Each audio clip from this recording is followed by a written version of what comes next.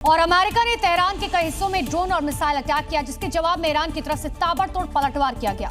खासतौर पर IRGC ने बहरीन और कुवैत को निशाना बनाया। कुवैत में ईरानी सेना ने एक के बाद एक कई हमले किए और अमेरिकी ठिकानों को ड्रोन से टारगेट किया, जिसके हमले से भयंकर आग की लपटें उठी और मौके पर अफरा तफरी का मंजर नजर आया। हमले के बाद भयंकर आग की लपटों के बीच धमाकों की तेज आवाज सुनाई दी। मौके पर काले धुएं का घना गुबार नजर आया, जिससे लोगों में हड़कंप मच गया। तो वहीं IRGC ने इस अटैक को अमेरिकी हमलों का पलटवार बताया, जिसमें अमेरिका को भारी नुकसान पहुंचा है। वहीं ईरान और अमेरिका में छिड़ी जंग को लेकर अब दुनिया की निगाहें खाड़ी देशों पर टिकी हैं।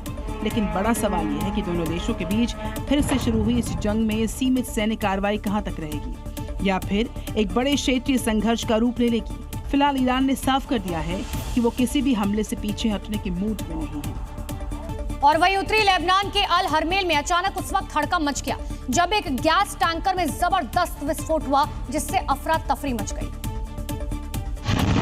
वहीं इस पूरे मंजर की खौफनाक तस्वीर सामने आई, जिसमें एक के बाद एक कई धमाकों की गूंज सुनाई पड़ी। धमाकों की गूंज से पूरा इलाका दहल गया। आग की भयंकर लपटें कई फीट ऊपर तक आसमान में उठती हुई नजर आई। धमाका इतना जबरदस्त था कि कोई उसके पास तक जाने की हिम्मत नहीं कर पा रहा, जिससे लोगों में हड़कंप मच गया और सड़क से जाते लोग गाड़ियों के पीछे छिपते हुए नजर आए।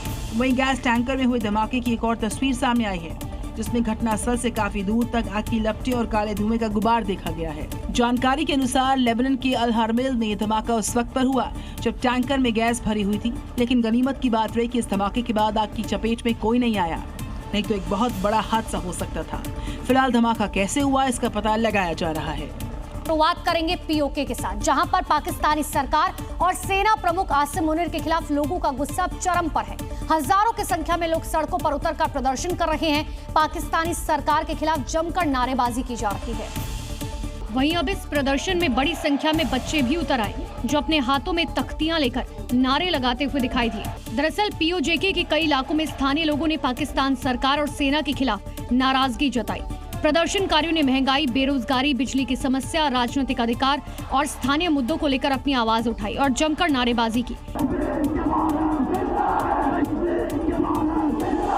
वहीं प्रदर्शनकारियों ने सीधे तौर पर सेना प्रमुख आसिम मुनीर को भी चुनौती दे डाली। नारा लगाया कि कश्मीर पाकिस्तान की जागीर नहीं है। वहीं POJK में बढ़ता प्रदर्शन पाकिस्तान सरकार की नींद उड़ा रहा है। साथ ही ये विरोध आसिम मुनीर के लिए नई चुनौती बनता दिख रहा है। अमेरिका और ईरान में छिड़ी जंग एक बार फिर से तेज हो गई। दोबारा छिड़ी जंग का आज 5वां दिन है। ऐसे में अमेरिका ने ईरान के बंदर अब्बास, शाबहार, अहवाज पर एक साथ कई मिसाइलें दागी। और अब इन तस्वीरों को देखकर अंदाजा लगाया जा सकता है कि अमेरिका कितनी ताकत से ईरान पर हमले कर रहा है और उसकी सैन्य ताकत को तहस नहस कर रहा है। अमेरिकी मिलिट्री की ओर से जारी इस वीडियो में साफ साफ नजर आ रहा है कि ईरान में अमेरिका ने भयंकर बमबारी की है। राष्ट्रपति ट्रंप ने भी साफ साफ कह दिया कि जब तक वो मना न करें तब तक हमले जारी रहें। वहीं इन सब के बीच अमेरिका की तरफ से किए गए ईरान में हमले में सबसे खौफनाक तस्वीर अब सामने आ चुकी है, जहां अमेरिकी सेना ने ईरान के मिलिट्री बेस को पूरी तरह से नष्ट कर दिया है और मिसाइल हमलों से भयंकर तबाही मचाई गई है। इधर ईरान की ओर से बताया गया कि अमेरिकी हमलों में 35 लोग मारे गए और 300 से ज्यादा लोग जख्मी हैं। अब खबर है कि अमेरिका एक बार फिर से ईरान के पावर प्लांट और पुलों को भी टारगेट बनाएगा। मतलब साफ है कि ट्रंप अब आर पार के मूड में है।